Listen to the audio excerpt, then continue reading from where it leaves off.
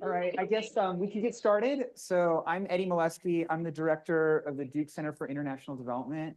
I've been excited about this for weeks since I learned that this was going to happen. I'm so delighted to be hosting Sean Turnell. I want to thank Bob Conrad, my predecessor at DCID, for making this happen.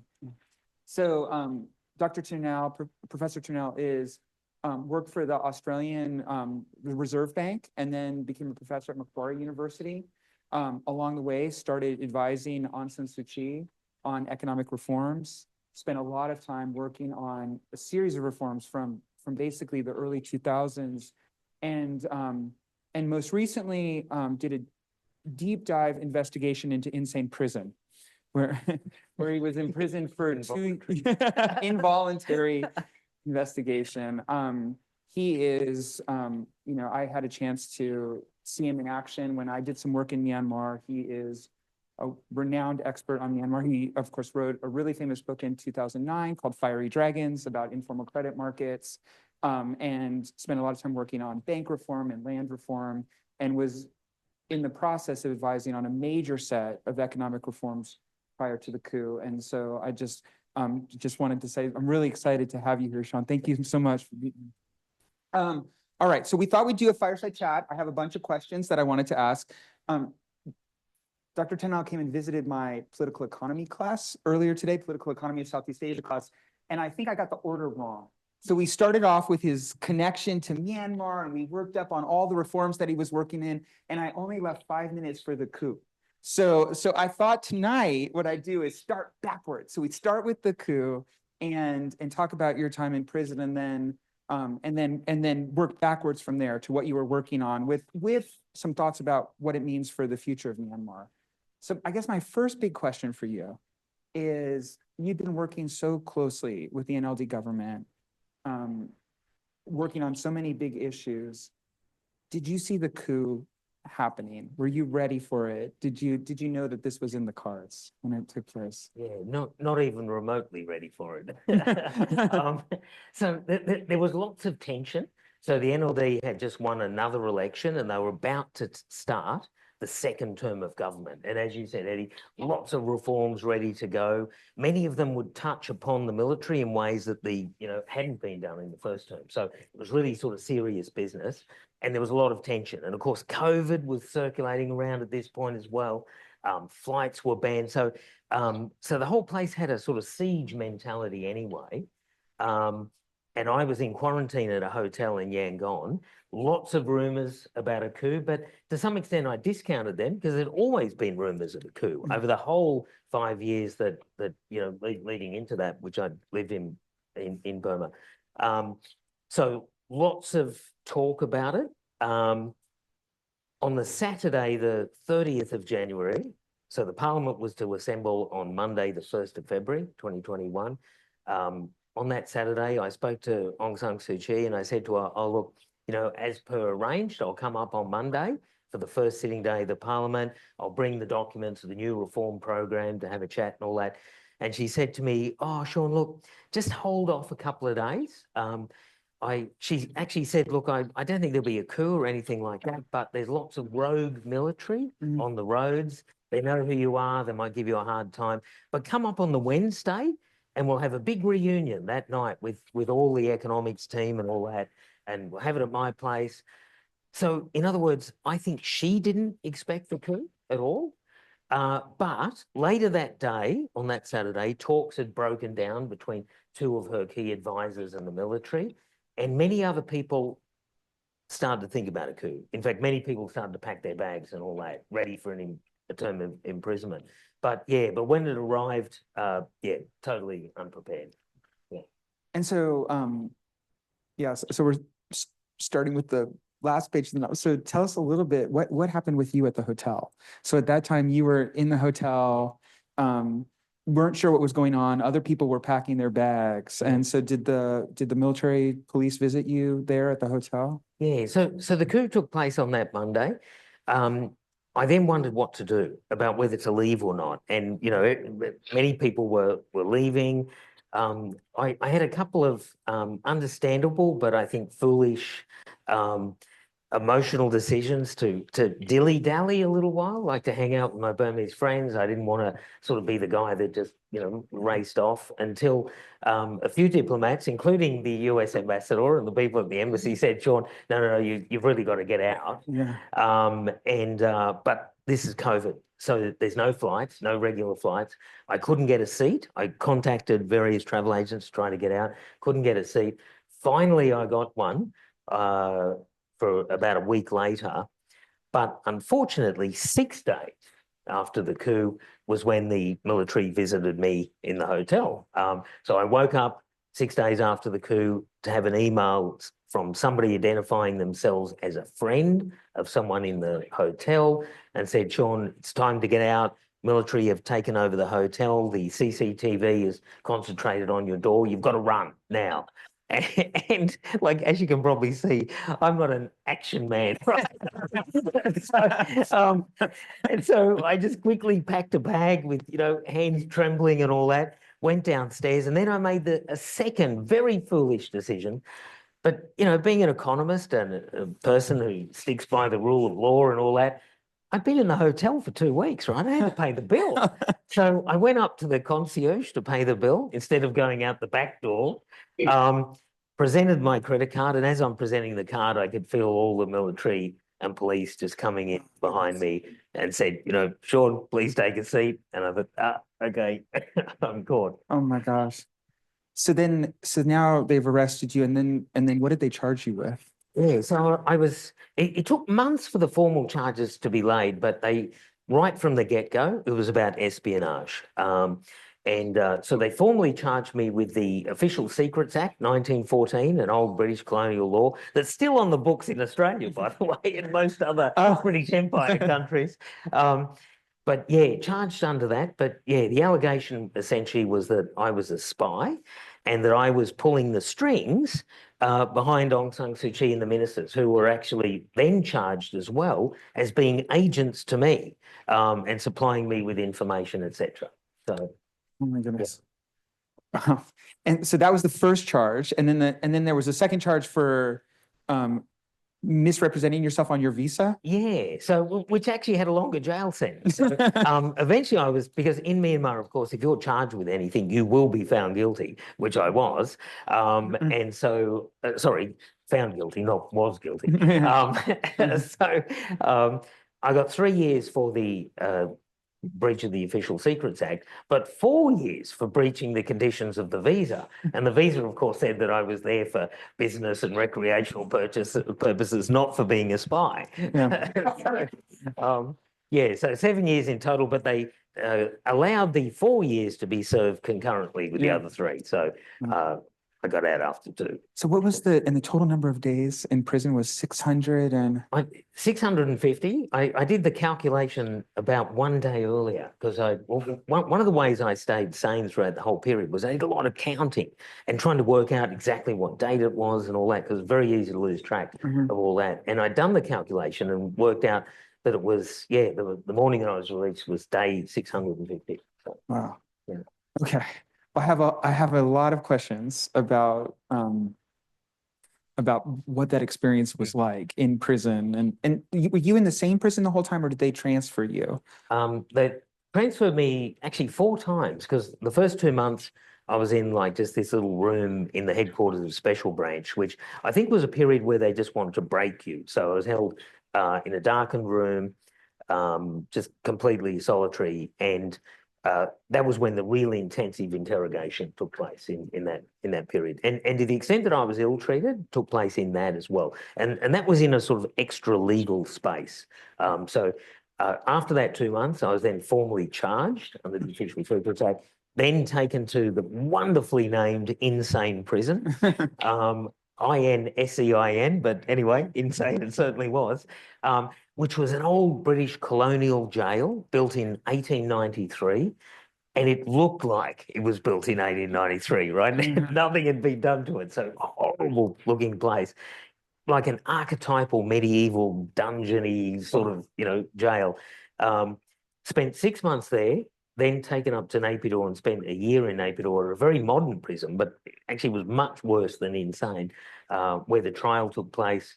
of me, alongside Suu Kyi, alongside 4 other ministers Mhm. of the government. Found guilty at the end of that year, briefly taken up to another prison up country.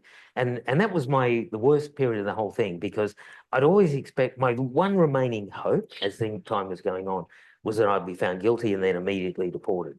But instead, I was taken to a prison up country, and it was a horrible place. And I just thought, oh, wow, I'm going to be here for years. As it turned out, I spent one night there, and they then transported me back to insane prison, but kept it going for another 2 months. And it was at that period too where I was actually put on death row with the prisoners who actually had a capital punishment ahead, who were incredibly nice, and I got on really well with them and things like that. But I think it was sort of a final thing, a final just sort of little punishment, if you like, to put me there. And then released from there. So I think, about 4 separate places. Wow. Yeah. Wow. So coming back to the, you and I talked a little bit about this, what might have initiated the coup and your arrest. And, there's a bunch of things going on. As you had said, there had always been rumors of coups, but and that Aung San Suu Kyi and Min Aung Hlaing's, the general that was in charge of the coup, their relationship had deteriorated. And so there had been a bit of back and forth and kind of a lack of trust.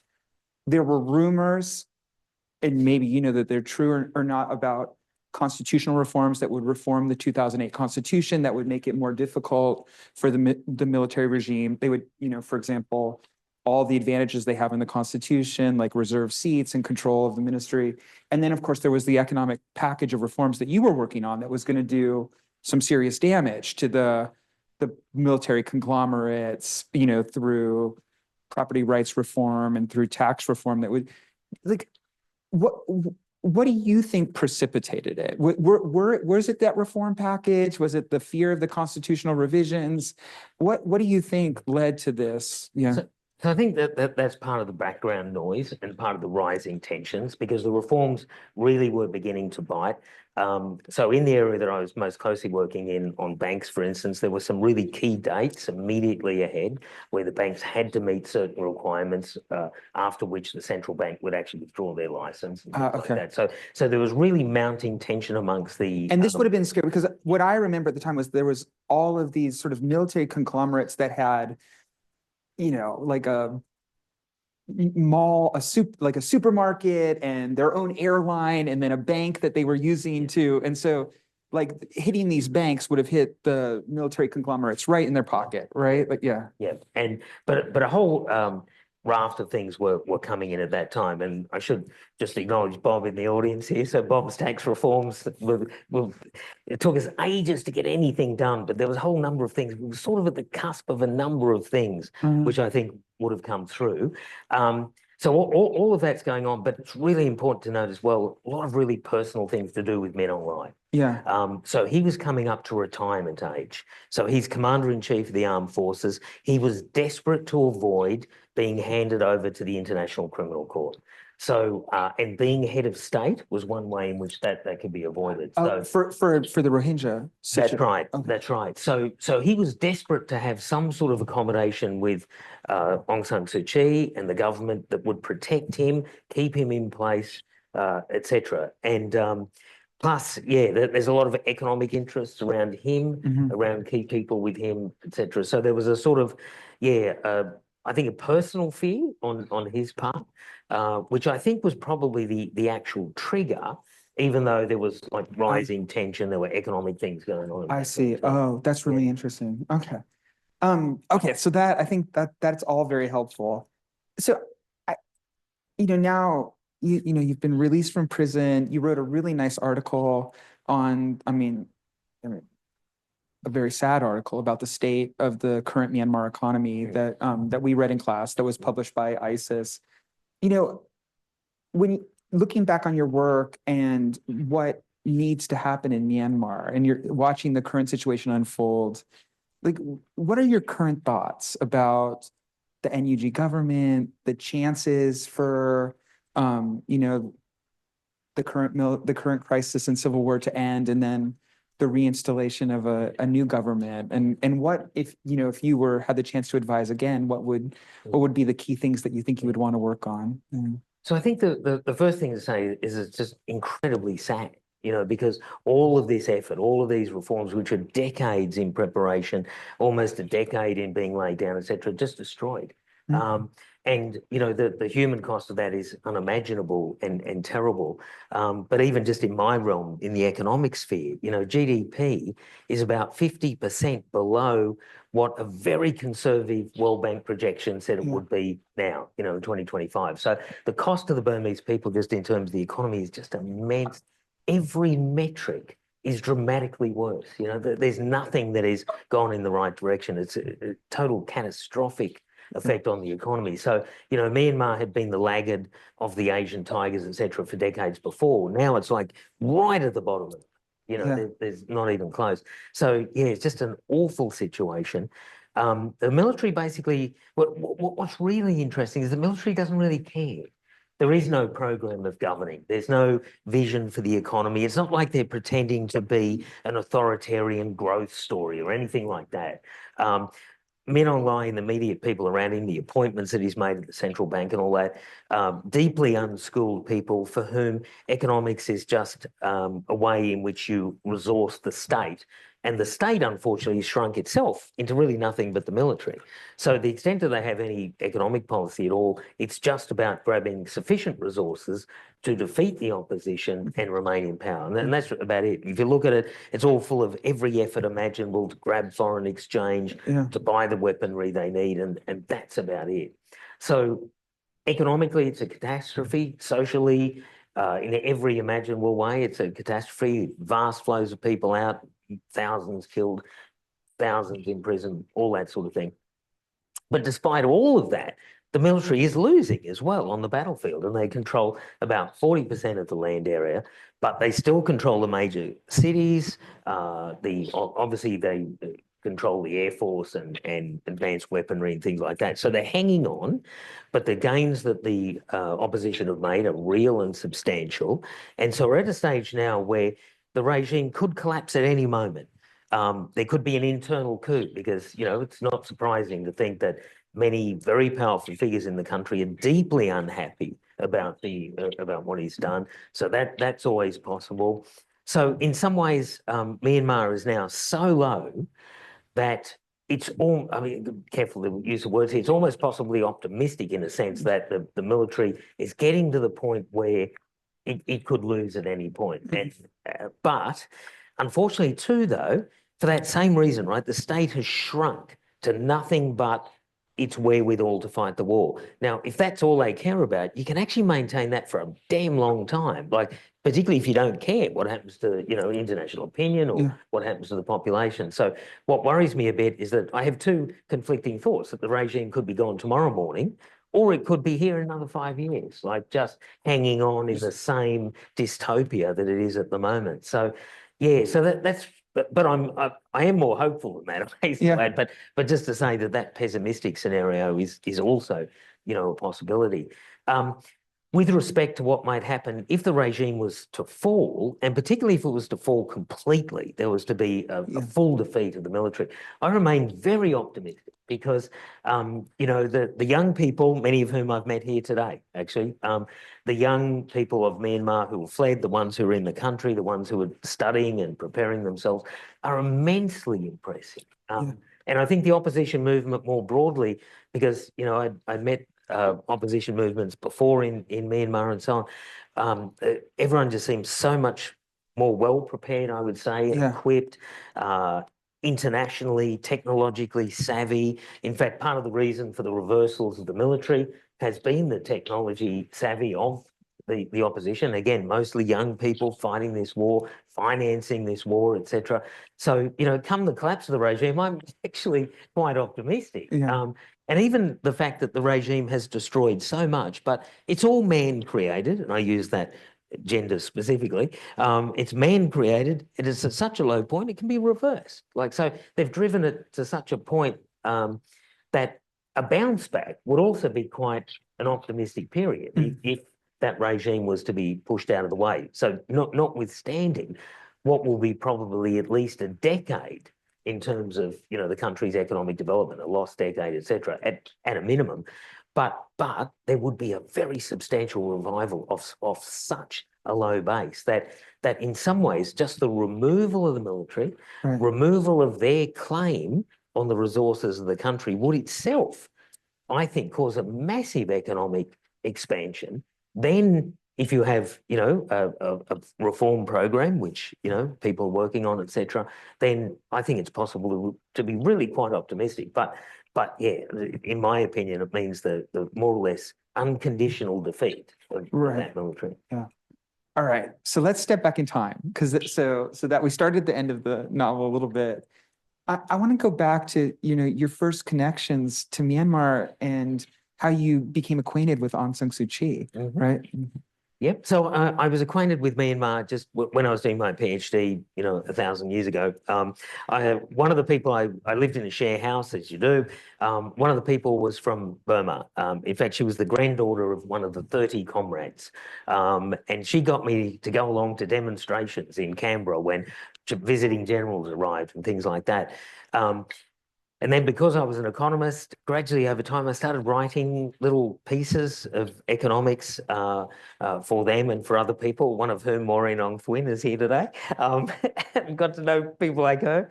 Got gradually pulled into the network through, actually through the US Embassy, many years ago, was put into contact with Dorsu. So many of my economics writings were passed on to her. A correspondence began. This is well before she's released, so this is in the early 2000s. And then finally, 2010, she's released. I went to Myanmar and I thought, I'm just going to go finally, and went there, just doing some touristy things. And when I got back to the hotel, I had a note pushed under the door to say that Aung San Suu Kyi called. She wants you to call her back on this number. And I thought, oh my God, what do I do? Because the military is still in control, and good friends of mine had been arrested only a week before for trying to get in touch with the Aung San Suu Kyi, and here I've got this message. And then I thought, you know what? Okay, if I get deported or whatever, but this might be real. Yeah. And so I rang the number, and the man who answered the phone was U Tin Jaw, who later became the first president of Burma under the. Yeah. He answered the phone and he said, yeah, no, Sean, it's real. He said, you know, I don't suppose you have the time to visit? And I said, yeah, I've got the time. So went around and met her, and we got on really well. And then, yeah, the stuff I was writing then became sort of a little bit more formalized, writing for her and the NLT.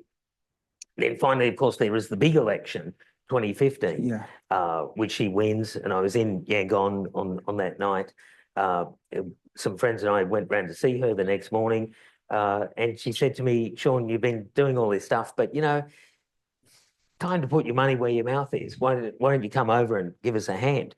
And I thought that was not possible, but I had a meeting that evening, you know, because I had essays to mark and I had to run. But I had a meeting that evening with the Australian ambassador, and I repeated the offer. And he said, well, you know, do you want to do it? And I said, well, yeah. And he said, well, if you do it, we'll pay for it. So, wow, that's an offer I can't. Wow, yeah. Yeah, so then within a few months I was in. So what were the things that she wanted you to work on? She said, put your money where your mouth is. What were the priorities that she had sketched out? Right? So just broad sort of economic reform. So my own expertise, if you like, was about banking sector reform and things like that.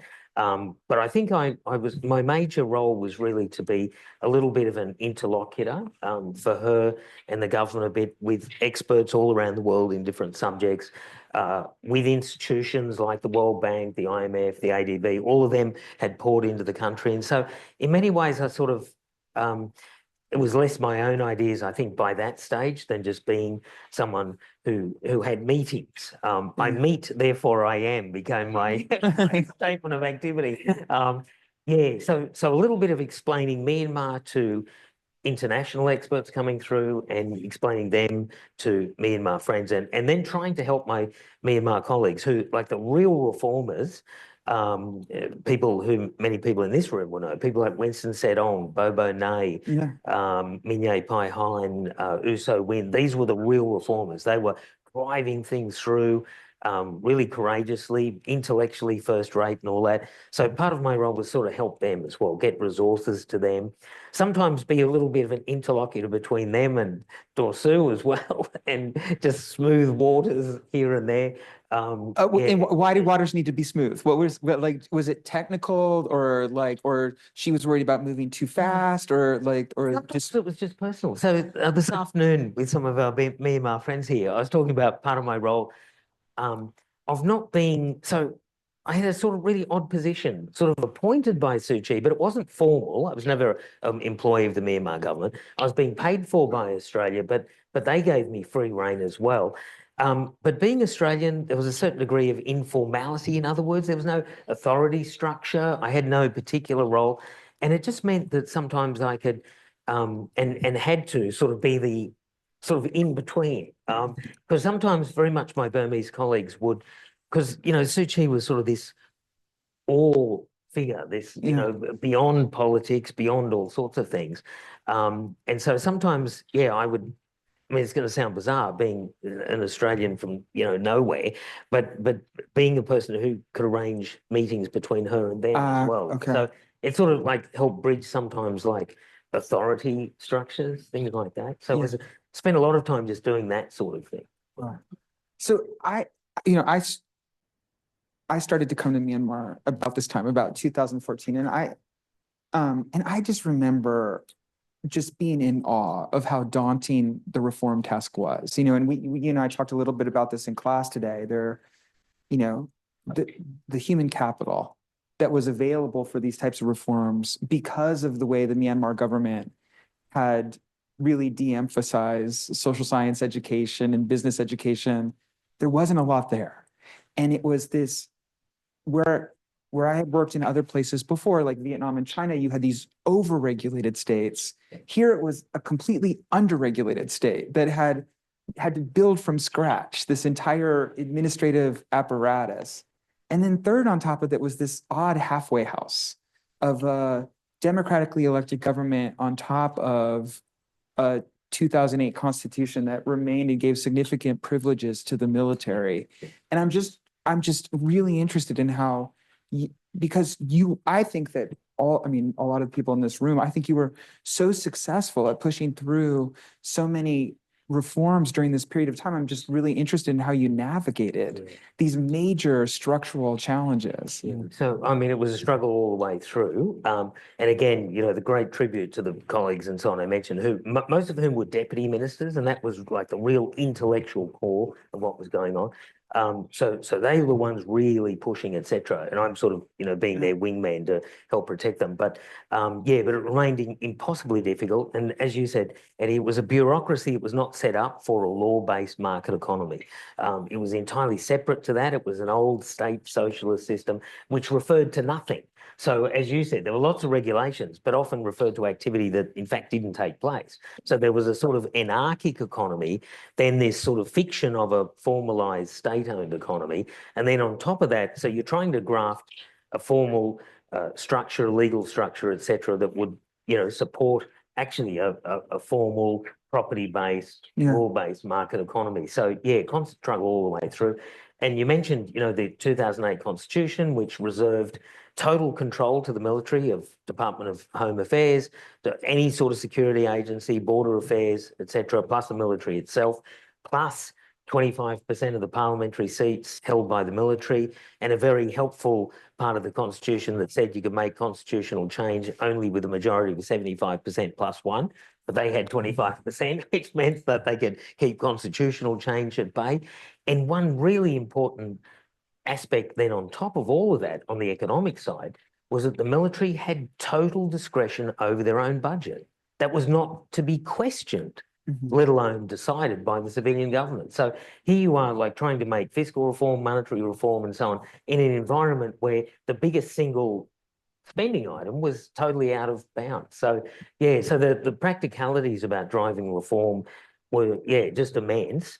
But it was one of those things where it was, you know, day by day, one step forward, two steps back, sometimes two steps forward, one back other days. So, but gradually across that time period, you're getting somewhere, but really slowly and exceedingly frustrating many times. But now, were you building momentum? Because at this time, you've got foreign investment is coming in, wages are rising, like public service delivery is going up. Look at the, it's never becomes perfect, but potable water, electricity penetration, internet penetration is going up during this period. Are people seeing the dividends of these reforms, and are you getting more momentum during this period of time? Yeah. So I think, so there's definitely more momentum coming along. And of course, one reform usually begets another reform, etc. So you're getting that sort of thing going on.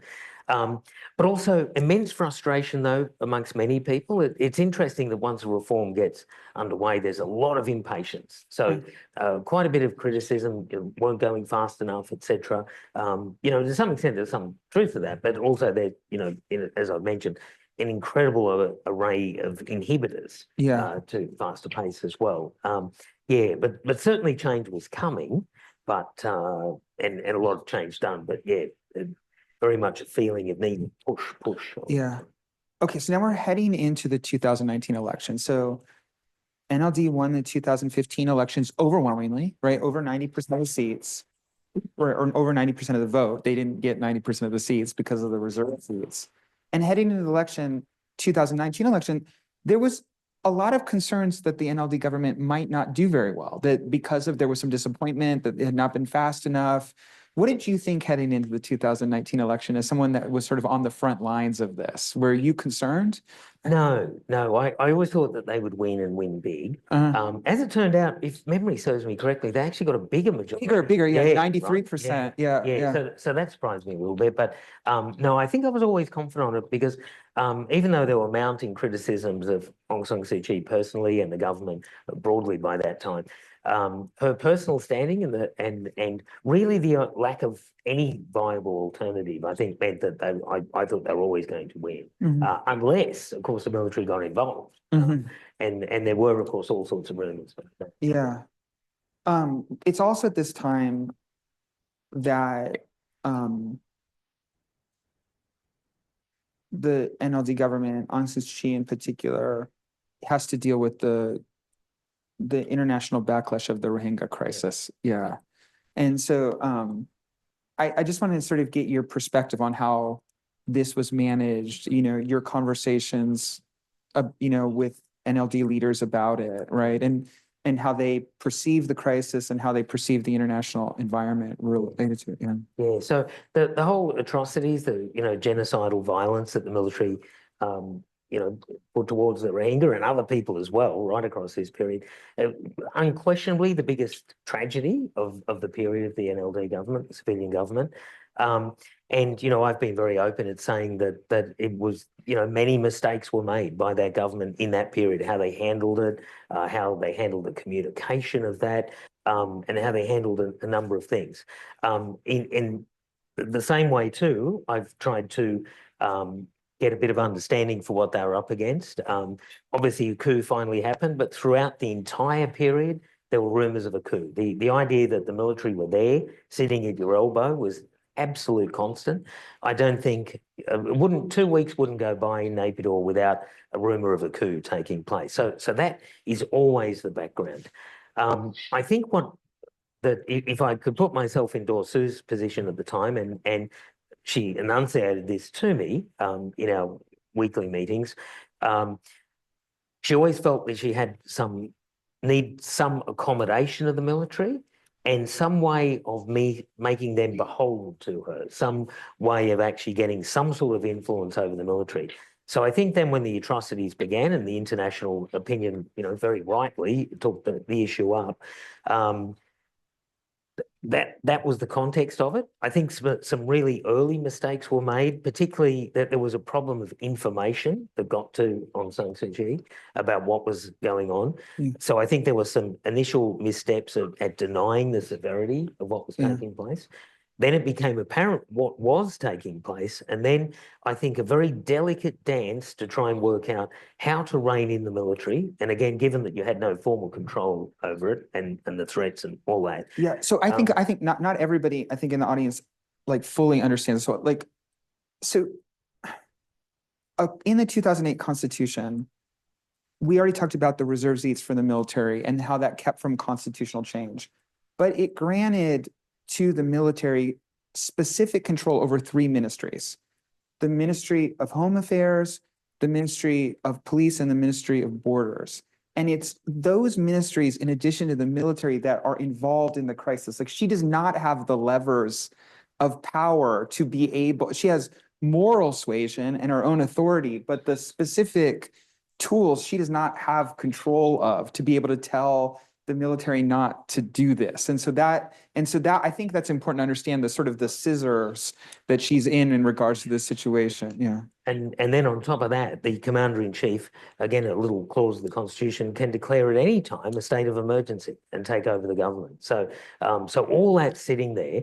And then I think her calculation was, okay, the international community are really concerned are going on, but in the end, what I have to do is it's a domestic political calculation, keeping population on side, keeping the military in some way beholden, and particularly as the threat from the international community to the military to take them off to the International Criminal Court, that's starting to rise. So they're feeling threatened over that. The civilian government, in a sense, could perhaps play a role of being an interlocutor between the ICC and the generals. And that calculus, which I think is arguable whether it was a political mistake as well, you know, a mistake in other ways as well. I think that was then became an issue. So, you know, famously, Aung San Suu Kyi went to The Hague to take up the case. And what's interesting about that, if you look at what she actually said at The Hague, she condemned the military completely in her comments. But of course, the trouble was the visuals of it. Yeah. So, and you know, there was much discussion at the time in her office about that. Look, it doesn't matter what you say. The fact that you are going there is the problem. So, you know, please don't go. But anyway, the calculation was that that it was necessary in the domestic context to either control the military or to keep the domestic population on side such that you would then win the election, etc. Yeah. In the background as well, one of the things she tasked me to do, which then came up in my trial, was to devise some financial ways we could target military officers who were conducting the operations in Rakhine State and so on, because we had all the financial intelligence about where people were, what money was being used, what sort of expropriations they were extracting out of Rakhine State. So, yeah, so there were things that we did that were going on at the time, but it was, yeah, it was a calculus. In my view, you know, in conversations with her, etc., I don't believe it was moral failing, but I think it was, in the end, I think a terrible miscalculation, given that the coup actually did take place. So that leverage, in fact, proved to be ephemeral anyway. But I think I would go further, and because I think, like, something I've reflected on a lot was how those actions diminished her star in the international community, which to some, and I've always wondered whether that to some extent affected the military's calculation, that she had been diminished in the eyes of the international community, that maybe she wouldn't be seen as strong or having as much support, and that that might be something that might be a reason, if you're going to move now. Yeah, I don't, yeah. Yeah, no, I mean, and I remember thinking that at the time. Well, again, one of my roles was to sort of meet people who were coming to talk to her before they talked to her. And one of the things I used to say to people, but not just me, I hasten to add, but to say, look, please be very careful. You don't know how tender things are. Yeah. And the more she's undermined, the more it is that they're empowered. And yeah, so that was a concern even at the time. Yeah. Okay, so we have 15 minutes left, and I have a few more questions, but I'm sure that the audience has some questions. So, Nicole, do we have a Jerry Springer mic? Yeah, so if anybody has any questions that you might want to. Okay, while people are thinking about what they're going to say, I have another question, which is, and so you talked about the young people here, the really young, talented people here, and I think, like you, I had a chance to experience working with all the really talented young, you know, citizens of Myanmar across a range of different ethnic groups. And one of the things that I've been reflecting on, you know, in the years since the coup, as, you know, is whether we should have been more careful with our promises at that time about how confident we felt about these governance reforms, how confident we felt about the democratic future, whether we should have been more honest with ourselves about the shaky foundations of the political system. Because, you know, you know, when you saw the civil disobedience movement and you've seen the young people that have been joining the People's Defense Forces, you can see that they are fighting for a dream that was taken from them, right? A dream of a future democratic and prosperous Myanmar. And I worry about that, like both of like whether we were maybe too optimistic about this situation at the time and about its prospects and didn't take into enough consideration. And I just wonder if you've reflected on that. Yeah. Yeah.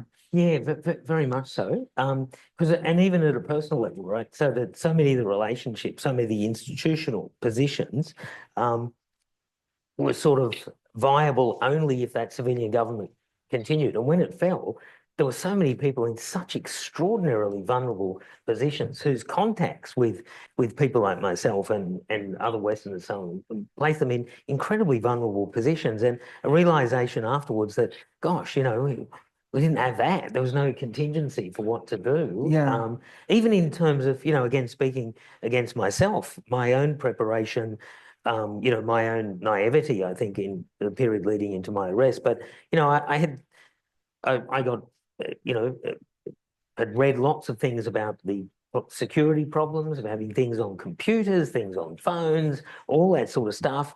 But, you know, after the coup, I deleted all the documents on my computer, rang up my university and said, look, I've deleted everything because there's in that gap. And I said, look, what else can I do? And they said, well, make sure you empty the trash. So I went to the button that says empty the trash. And then they said, okay, Sean, but you know, look, the fact is, if anything was ever on that hard drive, they can get it off. If they've got someone, people smart enough to do it. So, you know, a whole host of issues, you know, to do with that, which bounced back on me because that document I mentioned that I wrote for Suu Kyi about, you know, identifying individuals over Rakhine, et cetera, that was one of the first things that they found, but other things as well. Yeah, so I think many people are in vulnerable situations because I think we're all a little bit blasé about where things were going to go. Yeah. Or overly optimistic. Yeah, I don't know. Oh, Yeah, yeah. optimistic. Yeah, Chris. Yeah. Yeah, but just following up on it a little bit, to me, you know, the original sin that set this up for the failure that put it that way was that referendum on the Constitution.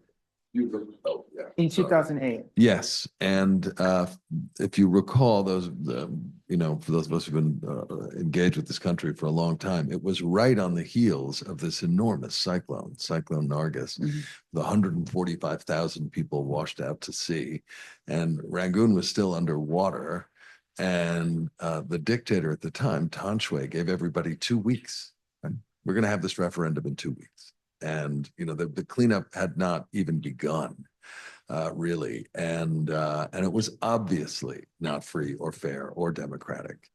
But Hillary Clinton was Secretary of State, Barack Obama was president, and they really pressed Daw Suu and the NLD to accept the results of that referendum. And it was kind of shocking. It was part of our pivot to Asia. It was, you know, really a sort of a pressure on her. And I always felt, as somebody who'd been involved, I'm a public health person. I did a lot of public health work in Burma, on the border and in the country when it was possible, that was a terrible thing to have done and a huge mistake. But the pressure was on her from all over the world to just have to sign off on this if we're going to make any headway here. And that is also, that referendum is where the constitutional piece was about the military can dissolve the civilian government at any moment. And as soon as it was clear that that was there, I thought, this is hopeless. They, you know, that there's been no actual transfer of power. That's not really a question. It's a lament. But I guess, but there is a question for you if you say that, which is, Yeah. what's the alternative? What would have been the, yeah, what, allowing the referendum to fail and then putting pressure on the military government to have a revised constitution that came up? Well, the argument was, right, that all those years, they were doing a constitutional amendment, that's why they couldn't recognize. The last election they'd lost, Yeah. right? I mean, how long did that go on? That period where they were supposed to be drafting the Constitution? It was close to a decade, right? At least. Easily, Yeah. yeah. Yeah. And I think, Chris, that was also why when the reforms began, so a sort of realization that the deck was stacked was always there. And that I think had an implication then for the speed of the reforms and all that. So a thought that we've just got to get enough changed on the ground, particularly in terms of like economic foundations, Right. to change the facts on the ground. And even a belief, I think, again, in retrospect, I'm not sure if it's naive or just too hopeful, that you could expand the economy such that people had a stake in something going forward, and then that the military wouldn't come back to anything because there was too much to lose. And but I think, you know, that is being too optimistic because, of course, the military then a period later, Myanmar is significantly richer than it was before. The military and the cronies had immense wealth at stake. They still did it. And they lost all that money, you know. So Right. it turned out that it wasn't enough, even though that, as I say, was an effort to, Mhm. Oh, wait.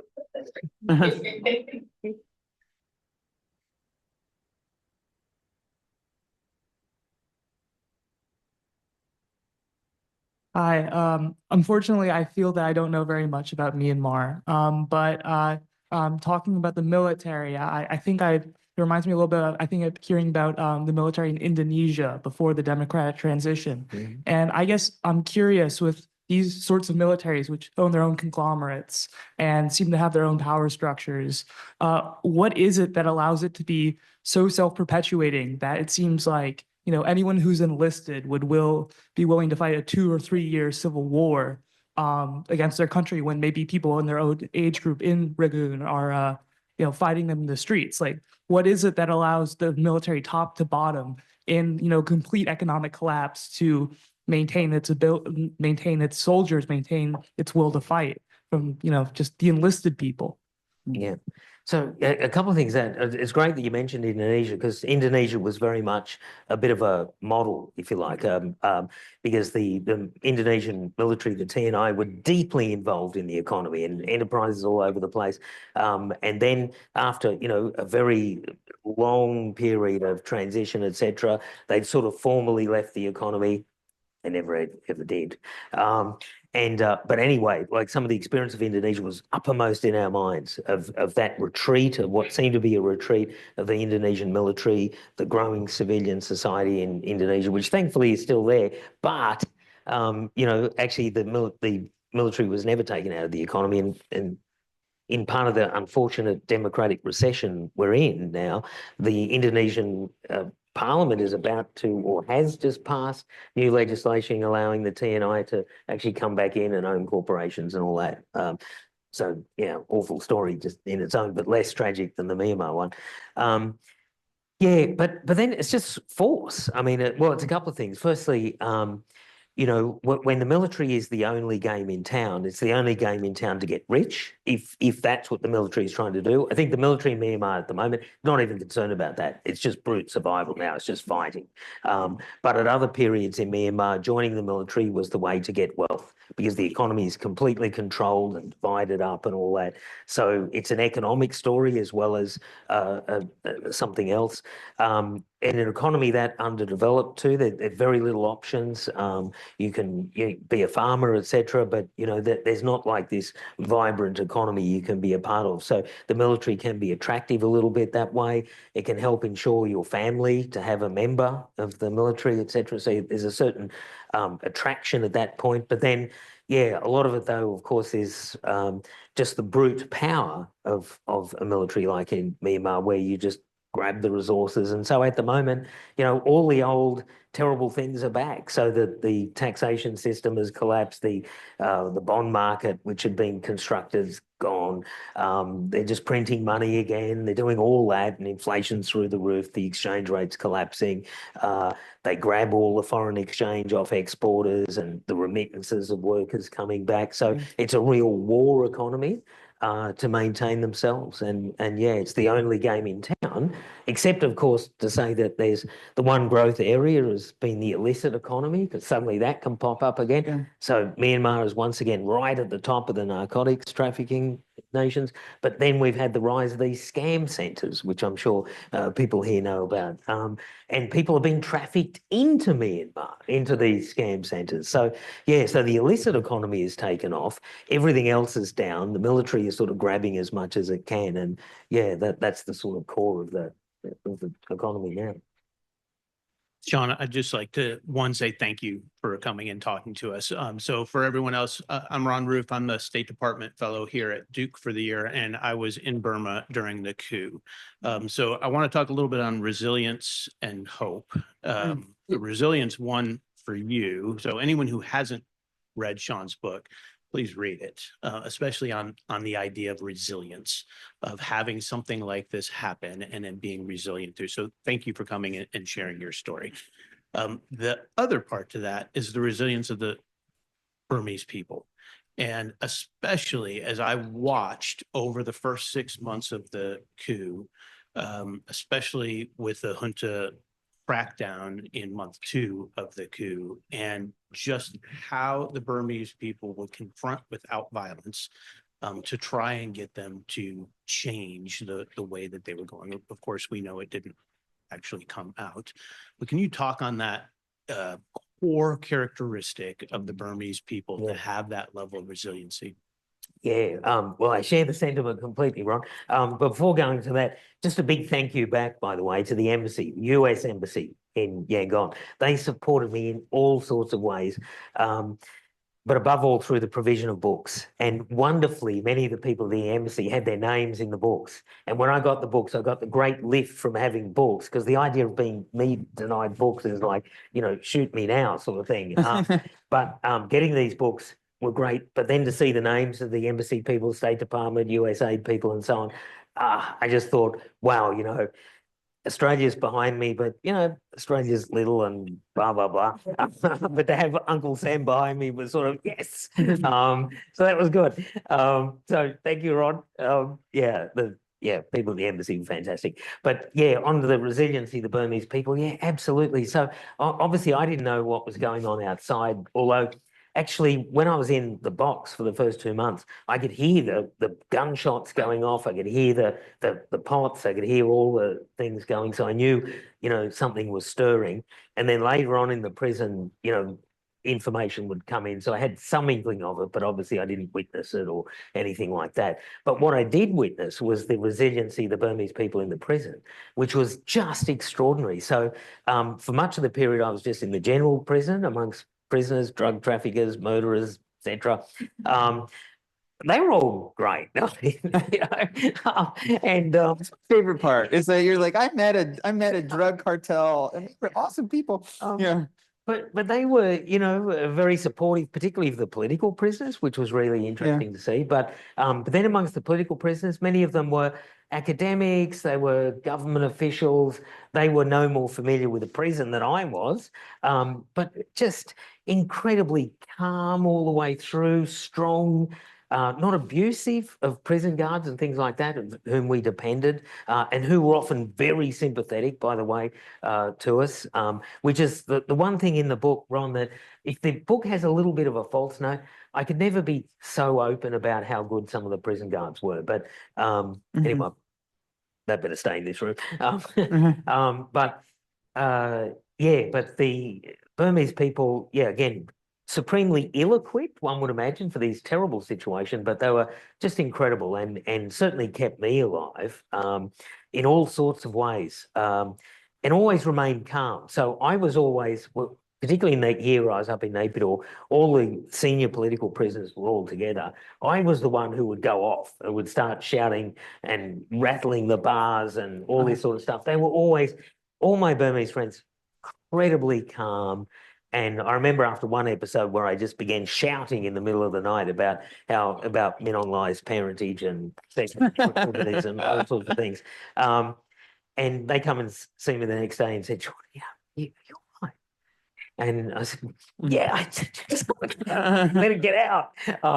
But they, I don't know, they never seem to need to do that.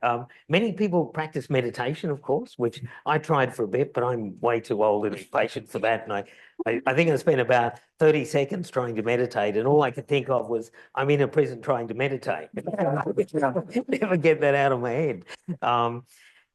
Yeah, but just amazing. Also, all sorts of odd things. We'd be transported from the prison to the courthouse, and it was on the big roads in Naypyidaw. Cars would go past, and people would be giving the three fingers, supporting as they're going past. And, there's all these prison guards with guns and goodness knows what, but they're all doing that. All sorts of whispered things from police, from all judges, prosecutors, all sorts of things. So, and then, even at the moment of my release, etc.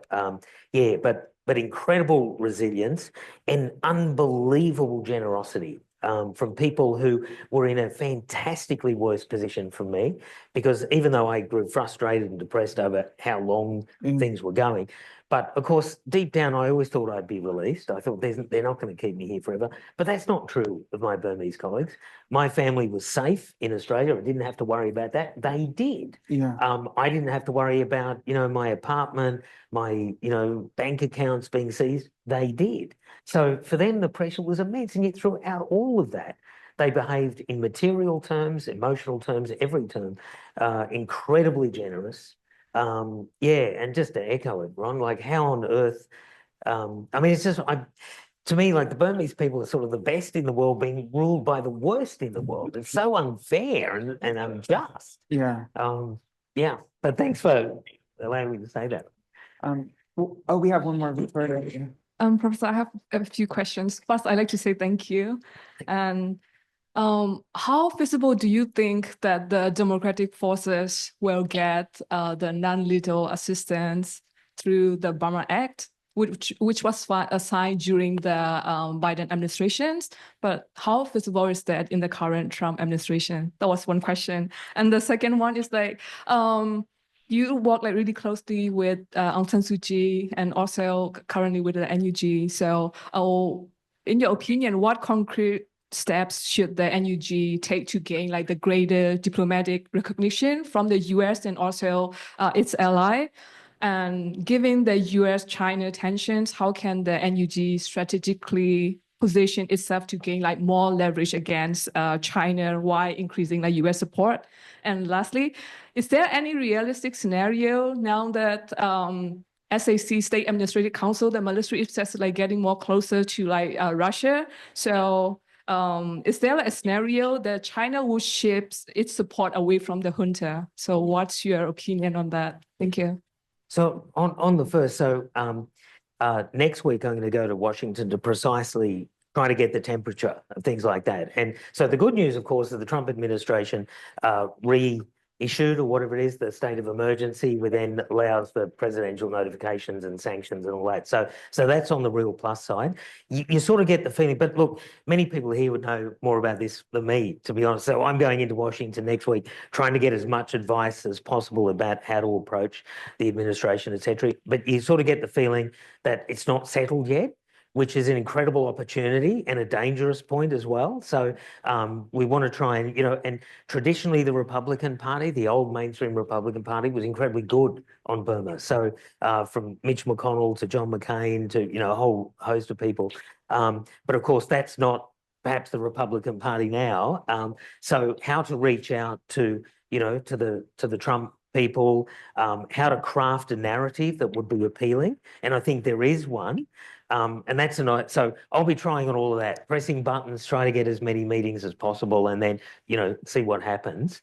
That's a nice segue then to another point that you made about China. So part of it then is going to be about that story, right? Because we know under the military regime, all that careful effort to extract Myanmar from the worst aspects of the Belt and Road Initiative, the debt diplomacy, all that, that's all been thrown out the window. We know the regime is negotiating with China. They've signed away the Jiaopu deep sea port. They've signed away all sorts of things.